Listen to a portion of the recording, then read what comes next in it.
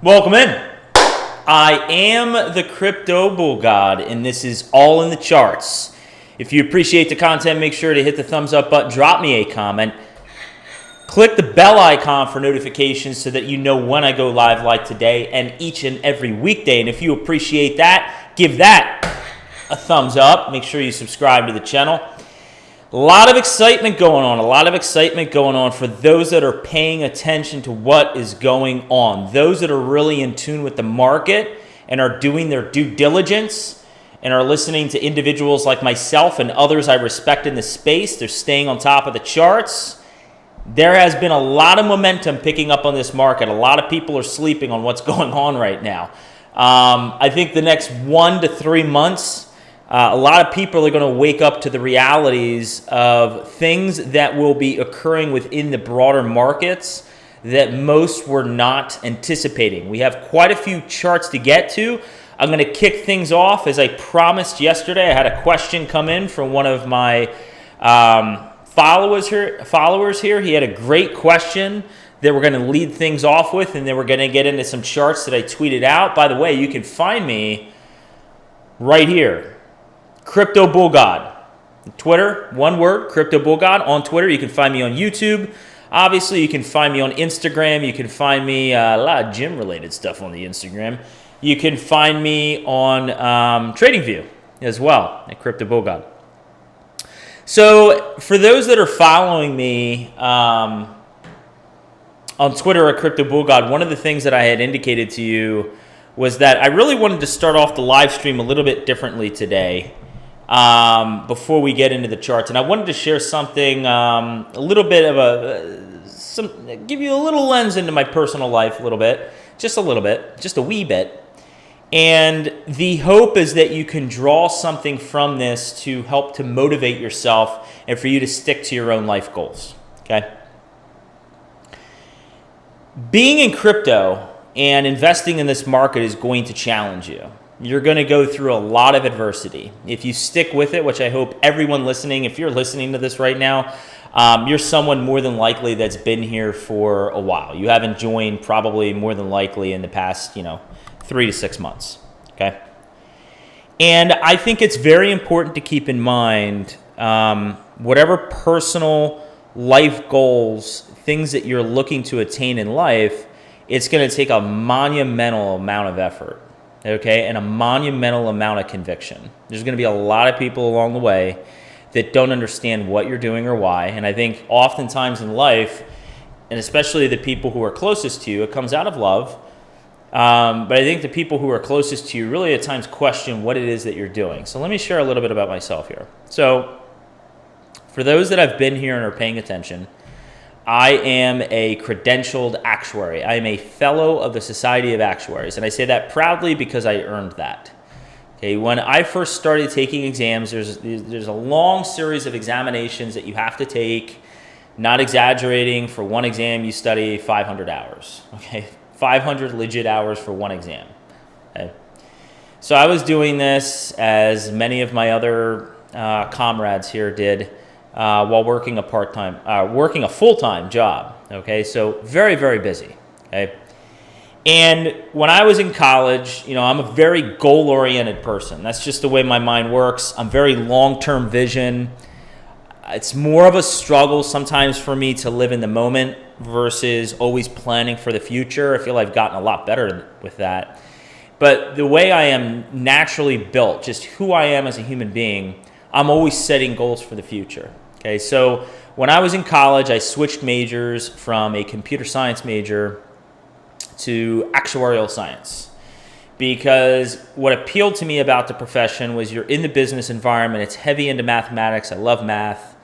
And you have these exams you take, okay? And they're supposed to be arguably the most challenging exams that in any profession. You look at your doctors, you look at your lawyers, it puts all that to shame. Okay, these exams are fucking brutal. And I was like, I like that challenge. Bring it on. Didn't know what I was getting myself into until I was in it. Okay, so Full disclosure, as I sometimes say on this channel, full disclosure, the very first exam I took, exam 1, to get my credentials. And again, you don't get credentialed until you pass many exams. But the first exam that I was trying to get under my belt, and at that point it was called exam 1, okay? I failed it 3 times in a row. 3 fucking times in a row I failed that exam. And it wasn't because of a lack of effort, okay? The way they score you on these actuarial exams is they rank you from a 0 to a 10. And it doesn't matter what grade you get, but they give you a grade. 6 to 10 is passing. 0 to 5 is failing, okay? All that matters is you pass or fail, but you get a grade assigned to you, a letter grade. Not only did I fail 3 times in a row, and this, I shit you not, I got 3 5s in a row. It was a kick to the goddamn nuts that I worked so hard. I worked so hard to pass that fucking exam. And I can going back to that time and how passionate I am about this. I got 3 5s in a row. And I will never forget my mom. She said to me, maybe this just isn't for you. You know, maybe I hate, and again, this comes out of a place of love. I see you working so hard and it's not working out for you. I don't want to see you struggle. I hate to see you do this to yourself. And I didn't give in to that. On my 4th attempt, I sat down, I took the exam. Thank you to everyone new tuning in. Make sure you give a thumbs up. We're going to get into the charts, but I'm sharing some personal stories here for some inspiration at the top here, and it relates to crypto. Sat for my 4th sitting for this exam.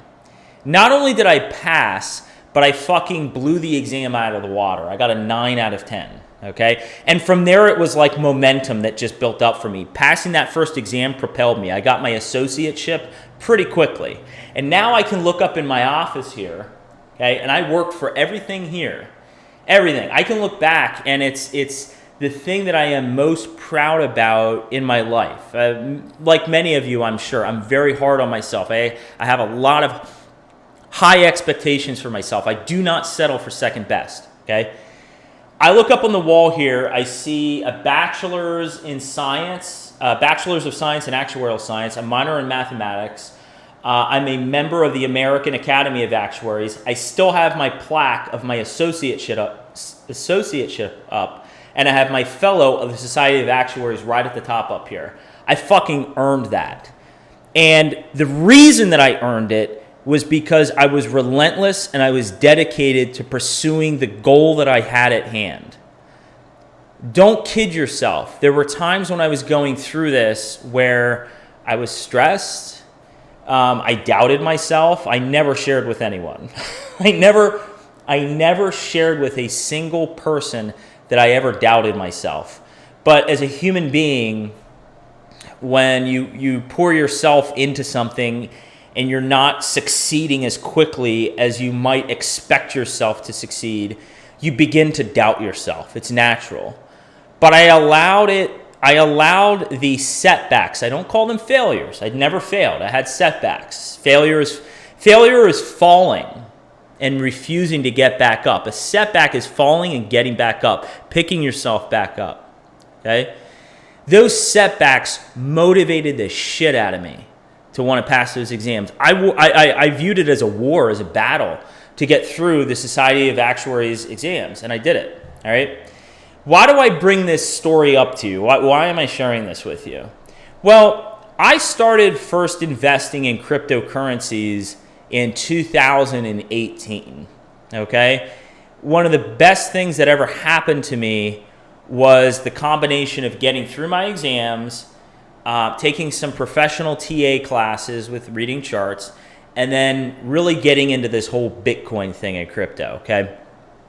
As a result, I have come up with some life goals for myself, okay? And it has to do with financial freedom, right? I had tweeted out earlier today. Let me quick go to this. My life goal is very simple. Just never be on this again. My life goal, I do not desire to ascertain riches beyond my comprehension. That is not, I'm not materialistic. I don't desire that. I desire to make my own schedule. I want to make my own schedule. I don't want to be, as much as I appreciate my job and like the industry I work in, ultimately I want to work for myself and I want to set my own hours and I want to do my own thing, whatever that looks like, right? And I have those life goals. And I got to tell you, in 2021, the expanded flat correction that, again, I tweeted that out today. It really caught me off guard. And it was very humbling to see my cryptocurrency portfolio reach the heights that it did. Okay, to look at that, especially from someone that has not come from a lot. Okay, to see the value of that shrink down. Very humbling experience. And it challenged me as an individual. It challenged my conviction in this market and to my goals. And I remain unshaken. Do you think there were not moments during the time that I've been invested in this market where I've doubted myself? Of course I have. I'm a human being. But one of the greatest things that can happen to you in life is adversity.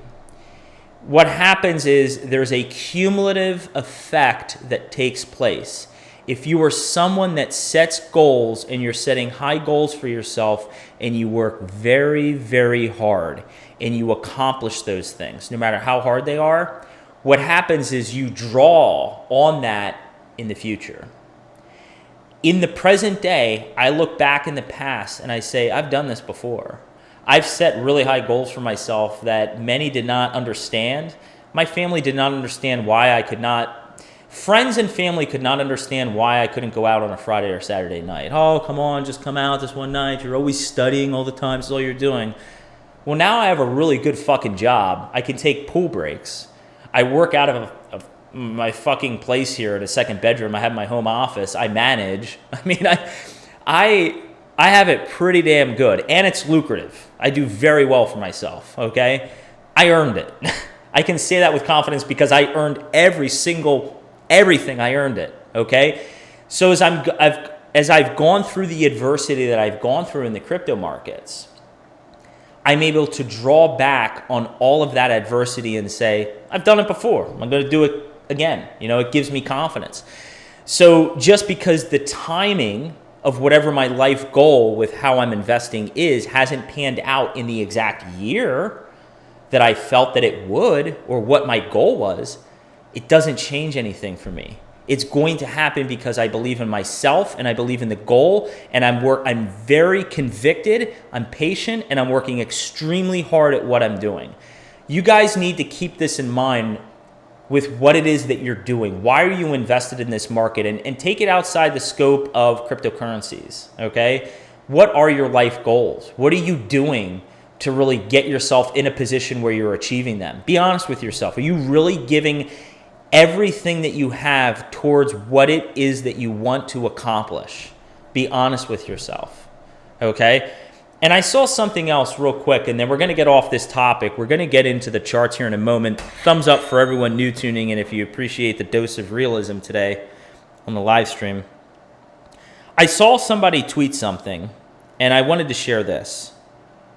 Somebody commented to the degree, something along the lines of, when the market appreciates, their lifestyle will change. I have two thoughts on that. First off, if you want true independence, okay, live beneath your means. Let me say that again. If you want true financial independence, live beneath your means. And the second thing is this. I don't care how much wealth accumulation that I build over the next year, 5 years, or 10 years. This is a Casio watch. This is a $20 watch, okay? This is always going to be part of who I am. I do not need an Apple Watch. I drive a 22-year-old car because I see the practicality in it. I drive back and forth between the gym, and I go out on the weekends sometimes, okay? I don't need a $70,000 car, as much as maybe someday I'll get one just because I appreciate cars. Maybe I will. But I don't need it. I don't need it to make me happy. I don't need it to, it's not self-gratifying. I think the thing that would be most gratifying to me, and the thing I think you should ask yourself is time not the most valuable thing in your life? Because if you have as much time as you want, you can spend it with whoever you want.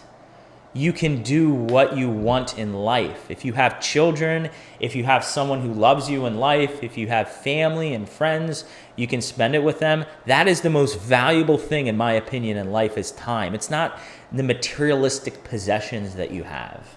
I don't need to get a new iPhone every year. I don't need to get a fucking Apple iWatch. I don't need to get a new car every 2 to 3 years. I don't need to live in the richest, most affluent area in the country in the biggest home. I don't need those things.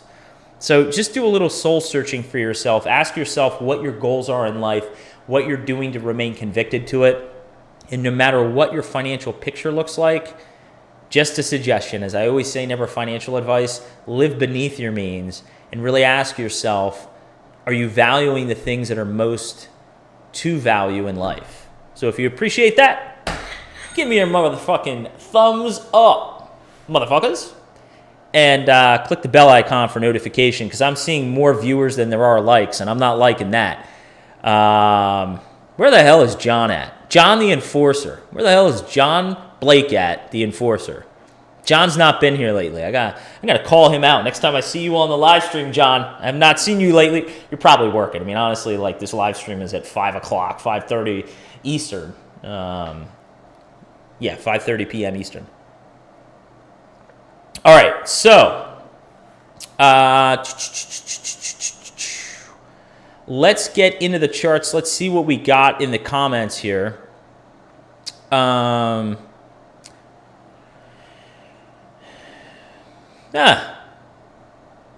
Yeah, Connecticut is the insurance capital of the world. So if you know any actuaries, good possibility. Maybe they work for, there's several insurance companies up there for. Treasury analyst. Okay. Hi, Mr. BBC. What can I say? I got wrecked too. I rug pull a few times last pull. Yeah, it's the market humbles you, and you realize, I mean, you can't outsmart the market. All you can do is exercise your risk tolerance in terms of buy and sell strategies, and get out and realize you're never going to call the exact bottom or top. 7th year, Rich. This is my 7th year in the market. Brother, congratulations for you, really. That is awesome. I'm investing everything I got so I can rug y'all. Nice. Full and ready for buy. The home you need, and assets that appreciate to achieve freedom for yourself and your family. Been along, buddy.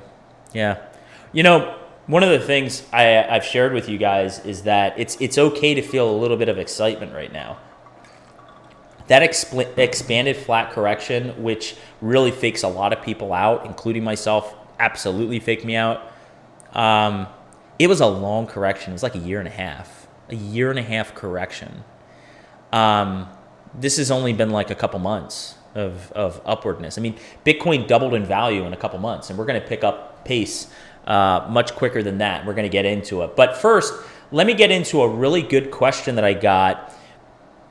Shout out to, and I forget the exact username, but really good question that came in on yesterday's live stream that I didn't have an answer to. In fact, I didn't really understand the question at the time, but he or she DM'd me just like I had asked, and so I understood the context of the question. The question was related to the S&P and this thing called the BKX, okay? My general understanding of the BKX is it's an index within the stock market that is comprised of your largest banks. I think it's 24 banks, okay? And typically, let's just look at patterns here from the beginning of 2008 all the way up until the current times.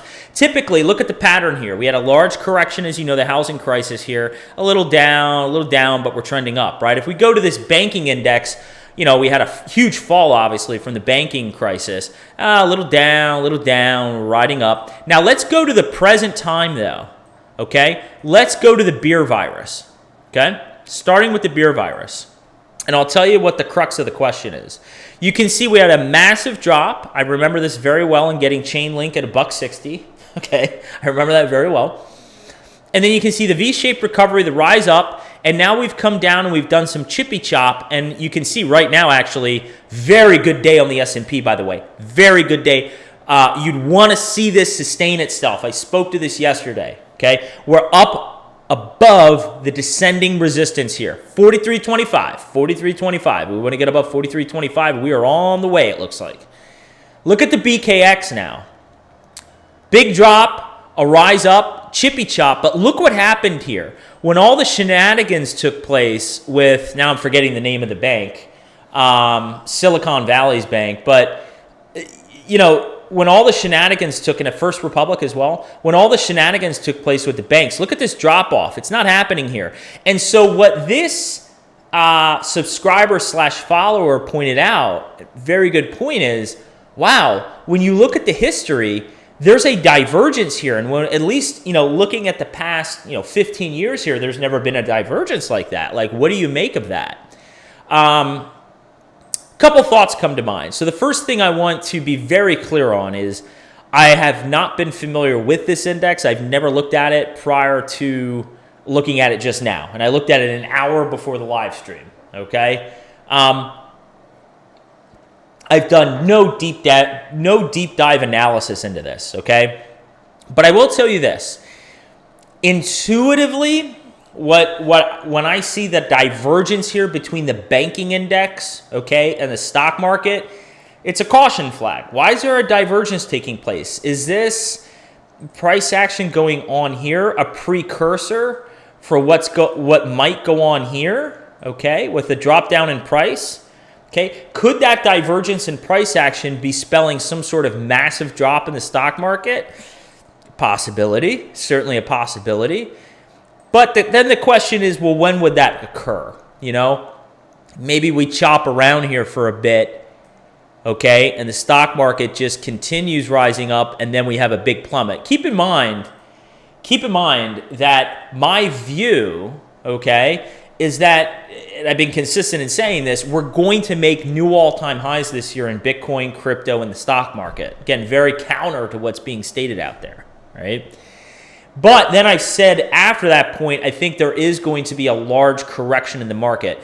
And a large correction in the market, by the way, doesn't mean, for instance, that we're going to come up here and then just nosedive. A large correction in the market means we can create new highs, and then we can just continue getting lower highs, and then ultimately maybe have some capitulation event maybe going into 2025, whenever that is.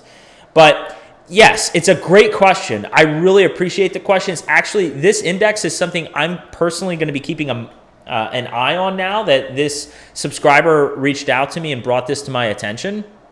I appreciate that.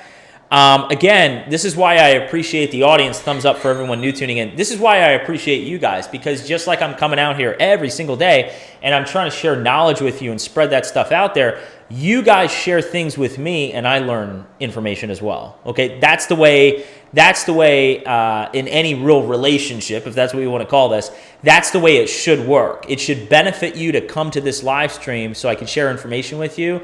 You guys should also add value to this channel. And so I appreciate that. Now, let's get back to cryptocurrencies. And I hope that, by the way, answered your question. I think it's Remedy. I forget the subscriber's name that mentioned it. Let's get back to what's going on. We're going to kick things off with Ethereum. Guys, I've been here saying, what have I been saying, if you've been paying attention?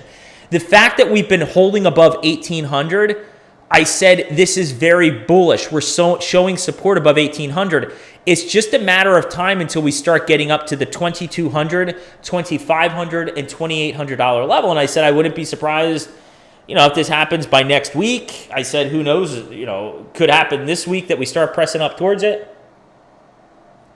By the way, this is the Malbec that I referred to yesterday from Costco. Great wine. And look at us. We had a big move today up from 1,800 all the way up to 2,000. Okay.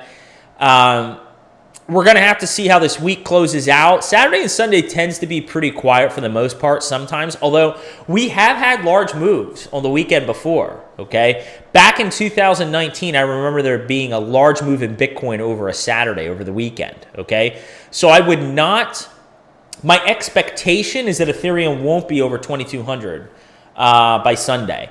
But it wouldn't surprise me if Ethereum is at or above 2,200 by Saturday. That wouldn't surprise, or Sunday. It would not surprise me though.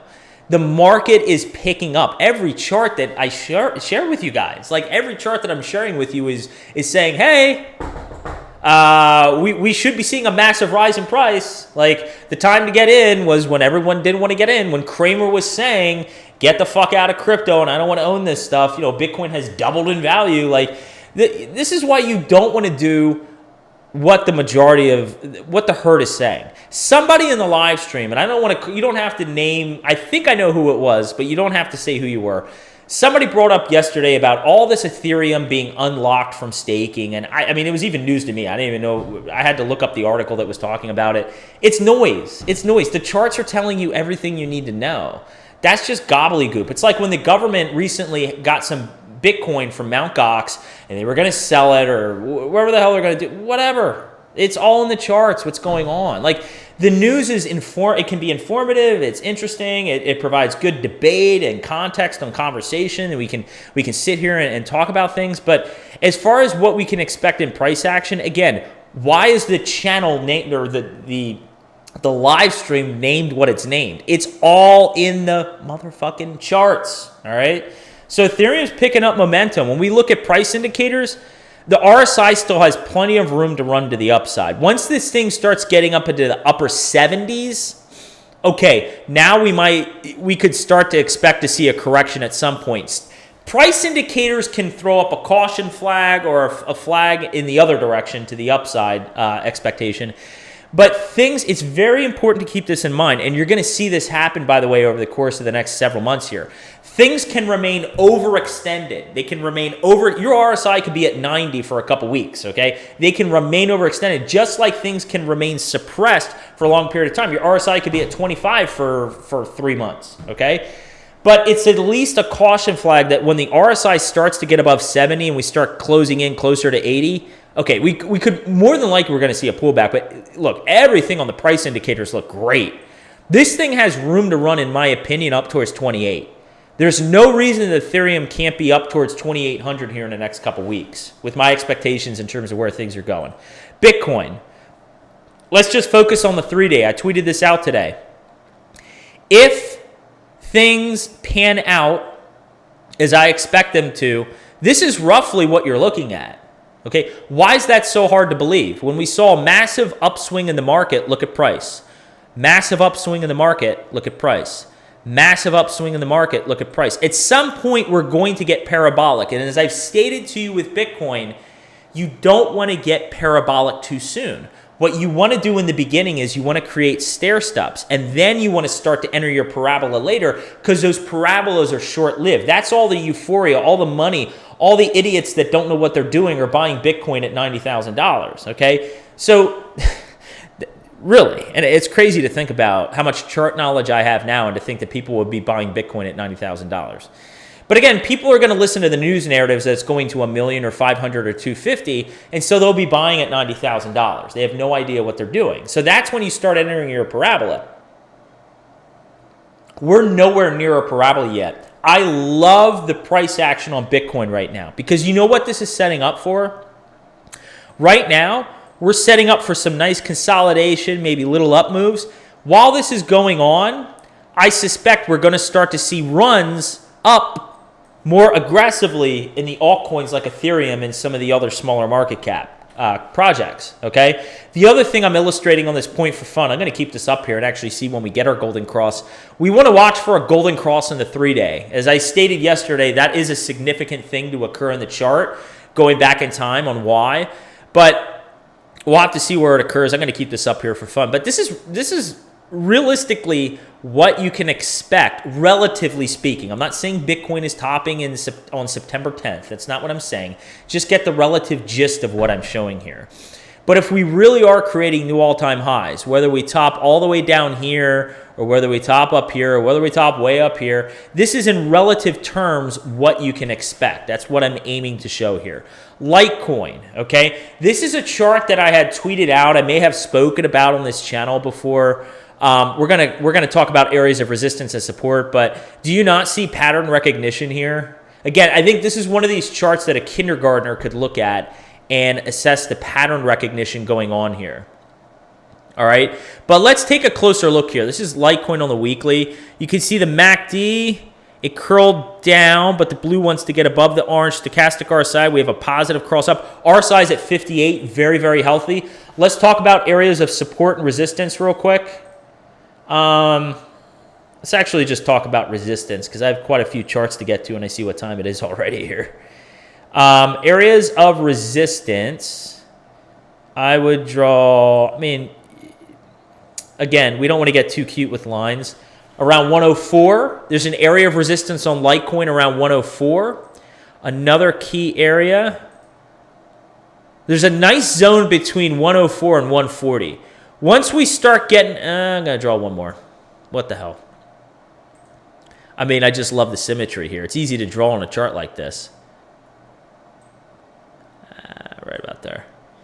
So we're going to have areas of resistance around 104, 140, and 168. All right, 104, 140, 168. Once we start getting above 140 and 168, let's revisit the conversation to see what's going on because things should be getting pretty frothy at that point. Here's another chart I want you guys to keep an eye on. This is on the 2-week chart. Blue line is a historical line I'm going to refer to in a moment here. But this is the Litecoin Bitcoin relativity chart on the 2-week, okay? A couple things to point out here. Blue line, right? This has been an area of significance that we bottomed at. You can see we actually broke down below, which is not bullish. Right now, we're resting right on the blue line. Ideally, I'd like to see that blue line hold. I don't want to start coming back down to this area. You can see we are in a downtrend, okay? Downtrend. What I'd like to see from the Litecoin Bitcoin relativity chart, I'd like to see ultimately a break up towards like this descending area here. You can see there's resistance in those areas, right? I want to see a break here. I want to see a break all the way up here. So keep an eye on the Litecoin Bitcoin relativity chart. This is on the 2-week. Oh, the other thing, that's right. The other thing I wanted to point out in this chart, you can see that for the most part, the relativity value is going steady. Cheers, Kevin. The relativity is going steady, but the RSI is increasing in value, suggesting there could be a large move up. So keep an eye on this one. Let's get to the comments. A lot of comments here. I feel bad. I've been going through the charts. We're going to get into Cardano next because there's some positive developments here for the Cardano community.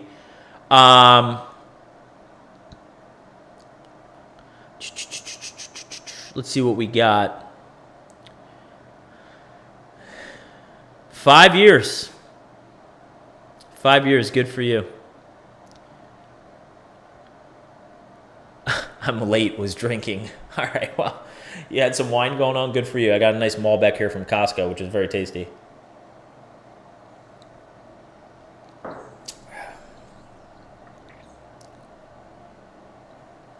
Don't feel, okay, guys. Whoa, sorry. Don't feel bad about drinking wine.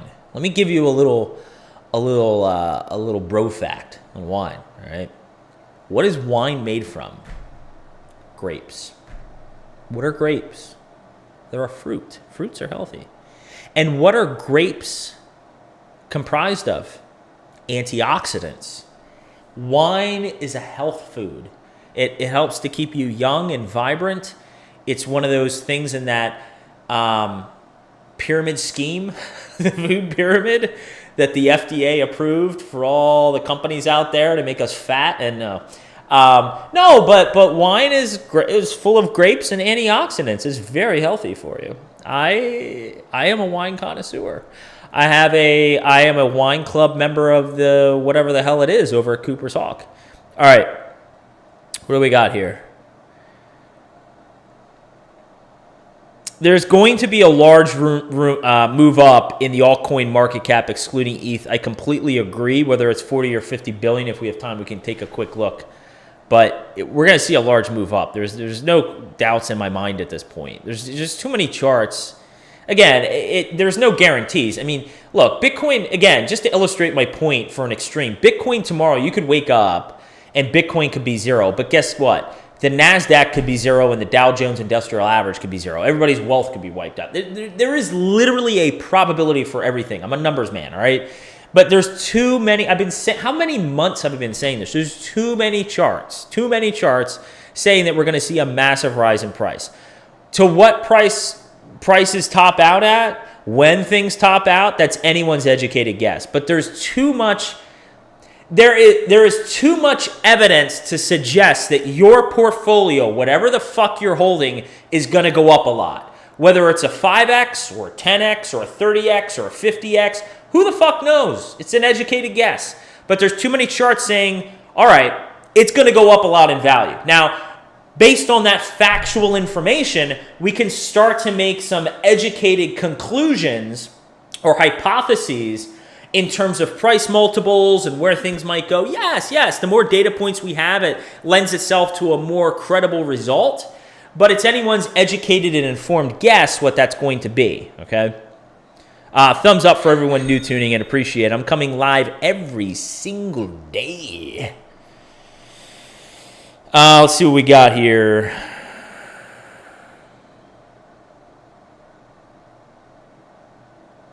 $23.50. Yeah, I could see $23.50 on ETH relatively soon.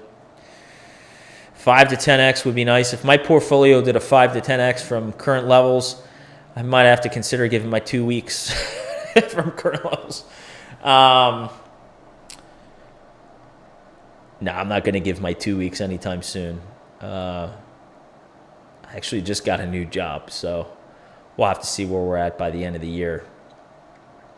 Hong Kong in June. I don't know what that means. Big crypto legal in Hong Kong starting June. Big crypto legal. I don't know what that means. Which means China on boards. Big time. Yeah, you know what's funny? Never feel bad drinking wine. You're damn right, never feel bad drinking wine. All in moderation. Okay, so Crypto NL. I have a little bone to pick with you, and I don't know if you're doing this intentionally. I appreciate the support. You know I appreciate the support. I say this all the time. I don't know if you saw my tweet thread. Don't call me Bud. I hate that. I hate it. I hate it. You can call me Buddy. Hey, Buddy. No, don't even call me Buddy. Don't even fucking call me Buddy. Don't call me Bud. Maybe in the country, maybe you're from Australia. I don't know where you're from. Maybe in your country, it's a common expression, all right? You can call me brother. You can call me bro even. I'm not a bro guy, but you can call me bro. You can call me brother. You can call me, hey, man. Don't say Bud. I hate when someone says, hey, Bud. What's up, bud? Fucking hate it. Just don't. Not a fan. Yes, of course in moderation, but yes. We did like 30% in harmony. 30,000% in harmony. In the recent bear market. Chief. You're from the Netherlands, huh? You know what I really love about YouTube and crypto Twitter? Thanks to everyone new tuning in. Hit the thumbs up button. Click the bell icon. Know when I go live. You know what I really love about this community is that, and I lose track of this sometimes until I talk to you guys. I really never think about this. So I'm from the United States. You guys know I'm in South Florida. And I forget that I'm interacting with so many people that are international, and I think that's the coolest thing. I think that is one of the coolest things about all of this is that I have an opportunity to engage with individuals I would never have an opportunity to engage with, right? So I think that's awesome. So yeah, you can call me Bull God. I'm good with that. BG, the BG, or just CBG, but BG. Chief, funny story about that real quick. We're going to get back to the charts or else everybody's going to start tuning out. Chief, I had a guy when I was like 8 years old, growing up in my neighborhood back in Pennsylvania, old guy in the neighborhood, he used to always call me Chief. It's funny, like some of the things you remember in life. You know, when I was really young, 8 years old, there was a guy, I'd be walking home from school, from the school bus, you know, when it was still safe to do that.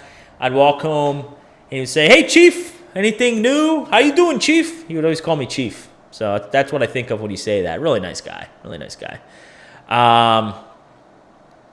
No, don't call me Bud. Just don't do it. All right. You're up. Crypto NL, you're up here right now. You're up here. You're literally up at the top. You're up at the tippy top. You keep calling me Bud, yeah, all the way down here. All right. Just saying. So let's go to ADA Cardano. A lot of positivity coming in for Cardano right now. Now, the first thing I'd like to point out to you for all you Cardano fans, descending resistance here, okay? We broke out. If we draw this actually down, I'm curious. Depending how you draw it. Depending how you draw it, we basically, you know how much I love to talk about this. We back-tested resistance, sort of. But look what we actually did. We back-tested a key area of support at 30 cents. We've since moved up. I'm going to be a little premature in this.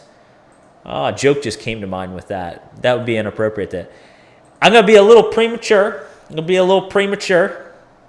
Let your head wrap around that, where my 16-year-old mind is going. It'll be a little premature. We got above 40 cents. This is like 40, 41 cents. We're poking above it. What you want to see for Cardano, the most bullish thing you would want to see, let's close above 40 cents. Because again, you got to be patient. Cardano's not going to shoot from 40 cents up to $1.60. All right. Let's keep above $1.40. We're taking out all these prior areas of resistance. Now, once we stay above 40 cents, okay, you're looking for 60 and 85. Your next goal as a Cardano investor or trader, depending what you're looking at, you want to stay above 40 cents and you want to start getting up to 60 and 85 cents. This is your next target zone here, okay? Then we start talking about the psychological level of $1. But also, if we really quick take a look at the price indicators, everything here is looking great. RSI has plenty of room to run. It's at 55. The MACD is just about to get above the trigger line at 0, okay? And the stochastic RSI is overextended, but again, these stochastic RSI measurements, as I've told you in the past, can remain overextended for extended periods of time, so nothing to worry about. But Cardano, let's just keep our head above 40, 41 cents. Very bullish. All right, Synapse. Very, very happy that I got into this when I did. I got into this yellow zone, as I had spoken to. Let's talk about what's going on here. We broke out of this resistance. We came up. We've been in a falling wedge. That's all this is. This is a falling wedge. This is Synapse on the 2-day, okay? We've since come down and we've back-tested some of these prior areas here. Now we're breaking out. This candlestick is set to close on Friday. As long as we can stay above this gray line at about 83 cents, we have a clear breakout of the falling wedge. Now, is it possible that no matter where this closes, this could come back and backtest, as I always talk about, and then continue moving up? Absolutely. But for me, I feel very confident that Synapse very soon is going to be entertaining this region between $1.13 and $1.40. And for anyone who wanted to get into this, I think you lost your opportunity to get in this thing at 70, 60 cents. You lost your opportunity, okay? You have to, this is where reading a chart benefits you. Put aside all the fucking news about Synapse and somebody left the organization and blah, blah, blah, blah, blah.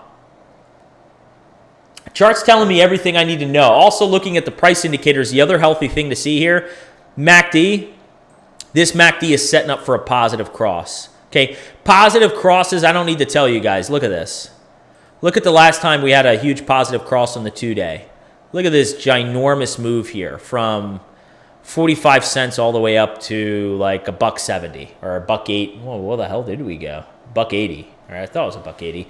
Stochastic RSI looks very healthy. 54 over 34. We're above our 20 trigger line. RSI has plenty of room to run. We're only at 47, 48. All right, Synapse is setting up great. Track, origin trail here. This thing, so I had to rechart this because I had this charted on Coinbase, and I recharted it on Bittrex because it has a lot more price data. First thing to point out here is a while ago, and this is on the weekly, we broke out of this descending resistance here. Since then, we sort of rode in here. Look at this, stair steps. We're in here, then we were in here very quickly, got up into this region. Now, what do I want to watch for? on track, okay? And there's a lot of reason to believe this is going to be happening. You can see that the MACD is in very healthy shape. The stochastic RSI is at 56, under 57. So we're looking for a cross on the weekly. We really want to get that cross on the stochastic RSI. But the other thing, look at the RSI. We're at 62. So we have plenty of room to run to the upside. Remember what I said about Ethereum. Really, once you start getting up into that mid to upper 70 range, okay, that's when things start to become overheated. Let me tell you what I'm eyeing up for track. What I'm eyeing up is once we break this 50 to 60 cent area, you see I have 83 cents and 93 cents. You know that $1 is a psychological level. So really what I'm looking for is when volume comes in here, we get volume, we start breaking 60 cents, I'm eyeing up something close to $1. I think we're going to get something close to, once we break 60 cents with conviction, we are going to, in my opinion, get something very close, if not $1, maybe a penny or two over, until we see some sort of a harsh correction and then continued move up. Remember, crypto is very volatile. How many times have I said this? We're not going to... No one's expectation for a project like this, a low cap like this, is that we just go like this, okay? That is not realistic. That's called living in a fantasy world with rainbows and unicorns, okay? What's more probable is once we get volume, we shoot up, and then we have a large 30-40% correction, and then we shoot up again. That did not work out well. We shoot up, we have a massive correction, we shoot back up, and then we have a large correction and continue doing that, okay? That's why it's good to have a plan in place based on your risk tolerance level and investment strategy. Last chart, by the way, trying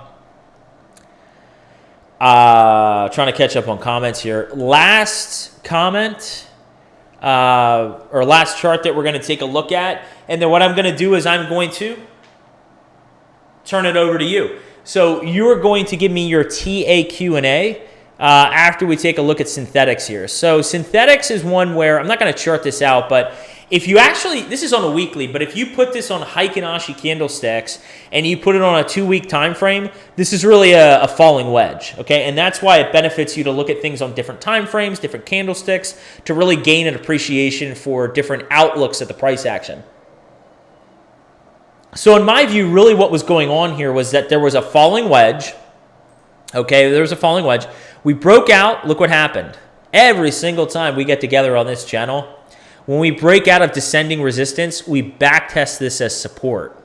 Okay, and then we often, as long as things are bullish, we continue moving up. There is a huge red zone of resistance. This is what you want to look for on synthetics. Okay. This zone here is between $4 roughly, $4.40 and $3.36. We should theoretically have a hard time getting through here. Wouldn't surprise me to come all the way up and wick, maybe even we wick above it. And then the most bullish thing is ultimately to sit in this area and then continue moving up, okay? Let's come back to this chart. Once we start getting up closer, it looks like we're going to break 440. Once we start breaking 440, let's have a serious conversation about where we're at, because things should be picking up very, very fast on the chart. Let's look at the price indicators. RSI is at 51. Really great level for the RSI. I love RSIs that are in the 50s. The MACD has just crossed above zero. Okay, it's above zero, and we're bullish there. Oh, it looks like the stochastic RSI. I like setups like this. Let me see. Yeah, I like setups like this because you have all these, the RSIs at a really healthy level. The MACD is positive. And now look at this. This isn't a sharp decline. It's a real gradual decline, right? Real gradual decline. And with anything bullish, this thing just wants to turn up. It just wants to turn up. I've seen it too many times before. It wants to turn up. It wants to have a bullish cross. And it has plenty of room to the upside because we're only at 52. So keep an eye on synthetics. This thing has the potential to move very quickly. I've seen that before. I mean, look at this thing. It was sitting at $1.44. It ran all the way up to 383, 338. All right. Crypto NL, thank you for the support. You're tired. It's after midnight. Oh, man. We have different sleeping schedules. Let me tell you what CBG's sleeping schedule is. It's hard to find someone in life that has a similar sleeping schedule to yourself. So I like to be in bed. Some nights, honestly, some nights it's like 8:30, but I really like to ultimately be in bed at like 9. I mean, if I can be in bed at 9, some nights it's like 8:30 or even earlier, but 9 o'clock, and lights out, I don't know, it just depends, right away or maybe around 9:15, 9:30. And then I wake up, it just depends, 5:15 to 4:45. Okay, so I'm up very early in the morning. That's why I've said I might choose to do some live streams very early in the morning. I mean, tomorrow might be a day. Maybe I choose to live stream very early tomorrow. You never know. That's why it's important. Click the bell icon for notifications if you want to join me at 5 o'clock in the morning on a Friday Eastern Standard Time. All right, let's see what we got here. Any charting questions? Let's see. Have you ever looked into Jasmy coin? I've heard of it. I can't say that I've looked into it. I don't think so. We can chart it, though. Would you like to chart it with me? I will chart it with you. Let's see what we got. Jasmy coin, huh? I know it sounds very familiar. I just don't know off the top of my head when I heard about it or where I heard about it. Crypto. Let's do Binance. Well, this is a weekly view. And, wow, this thing must have been a new ICO back in late 2021. Bad timing, right? Let's look at a 3-day. All right, brother, I'm glad you're excited about charting this with me. Let's have a conversation about what's going on. So the first thing I want to do is I want to point out areas of support, okay? So first obvious area to me is right around here. This is where I would plot it. Okay, don't need to get too cute. We're going to plot this at, I like to round my numbers, make things very stupid simple. So this is 0.44 cents. Ideally we want to hold 0.44 cents. The other thing that I'm looking at here is, I might draw it like this personally. I like it. Why did I draw it this way? Why did I choose to draw the descending resistance this way? Why didn't I draw it this way? First off, you can draw it any way you want. Either way is valid because you're not drawing the line through a candle body. But the reason I chose to draw it this way is because there's more areas of price confluence. There's a touch here, a touch here, a touch here, a touch here, a touch here, a touch here. So the descending area of resistance is more meaningful because it has more touches. That's why I chose to draw it this way. Now, let's talk about areas of resistance. Beyond the descending area of resistance that we want to get above, what other areas will cause us a problem? Well, there's an obvious area right around here. We're going to make that red for resistance, and that is at the 0.7, we're going to call it 6 cent area, the 0.76 cents area. The next area of resistance on Jasmy obviously is this wick. Oh my God, look at the price confluence. I can appreciate this. So you see how we have a touch right here? We got touches all along here, a touch here, a touchy touch. Lots of touchy touches. Thank you for everyone new tuning in. Make sure to hit the thumbs up button, or I have an enforcer that will enforce that. No, I really don't have an enforcer. I wish I had one though. Somebody intimidating. Someone that would be like right next to you and be like, hit the thumbs up button. And like you wouldn't even question it. He would just look at you and he would just say, hit the thumbs up button. You'd be like, oh, I'm sorry. Thumbs up. Okay. So there's an area of resistance here between the 0.76 cents and roughly the orange dot that I just drew on here. No, what's happening, people? Are you people with me? Are you people with me? Are you still with me? The 0.84 cents. So this is what we need to do for this chart. I want you to come back. So track, I appreciate the question. Here's what I want you to do. Keep an eye on this. Sounds like you might have some invested in this or you're considering getting into it. You don't need to disclose that. Keep it to yourself. But we want to break the descending resistance. Now we want to break the 0.76 and 0.84 cents level. Come back to the channel.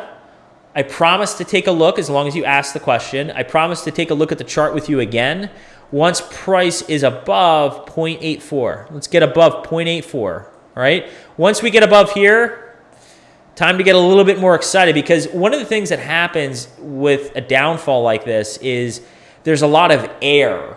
There's a lot of air that's created, a lot of white space. And typically when you clear certain ranges, there's a lot of room to run, okay? A lot of room, because there wasn't, again, I've often talked about a tree with tree branches and a tree with no tree branches. If you're at the top of a tree and you fall and there's no tree branches to grab onto, fuck my life. But if there are tree branches in between, you can sort of grab onto them, right? So we didn't really create a lot of stair steps down here. This is like a giant downfall. So what that creates is an opportunity that if we can get above certain price levels, a lot of room to run, a lot of potential room to run. So something to keep an eye on, but watch for that price range. Come back once we clear the this price range here with candle body closes.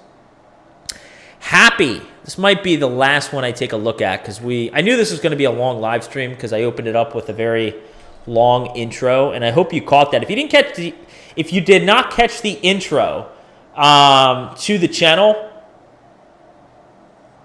I strongly encourage you go back and watch it.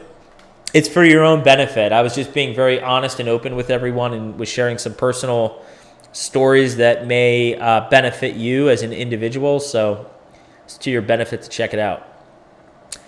All right, another chart that's going to be really easy to chart out here. Thank you for the question, Jorge. So first off, let's talk about resistance, actually, since that's what came up. $22. We're going to round it. $22, right? Oh, I don't like that. Actually, I don't like that at all because it's going through the bars now. We're going to $22.50. I just like to use nice round numbers. $22.50, great. Another area. Yeah, it's really that zone. So you're talking about $25.50. All right, keep it stupid simple. And ooh, nice uptrend here. You see this, Jorge? You following me here? You feeling what I'm putting down? You feeling what I'm putting down right now? It's a nice uptrend here. Look at this. Look at this bad boy. Boop-a-doop-a-doop-a-doop-a-doop. Okay, it's following that trend line. Very good to see. Now, what about areas of support? What areas of support could we draw on the chart of happy? That's what one of my grandfathers used to call me, happy. Because apparently when I was a little baby, I always looked happy. So he nicknamed me Happy. Not a bad nickname to have, right? You could have a lot of worse nicknames. I mean, I think it's actually a pretty creative name, to be honest with you. Let me see. Other areas. I'd say $12. Just keep it 12. So this is what we want to watch for on Happy, a.k.a. me when I was 4 years old. All right? We got an uptrending line of support, the blue line here. It'd be beautiful if we continue to follow that, but ultimately we don't need to. I just want to maintain support. All right, the region really goes lower, and these things can be volatile. I'm guessing this is a low market cap. This is about 11. We're going to call it 1150. We'll stick with the 50s. There is a region of support, Jorge, between 1250 and 1150. I don't give two shits if we come below here, but if we start getting candle bodies on the 3-day below here, that's concerning. So let's stay above this region. When we start to increase in value, we really want to get above 2250 to 2550. Come back.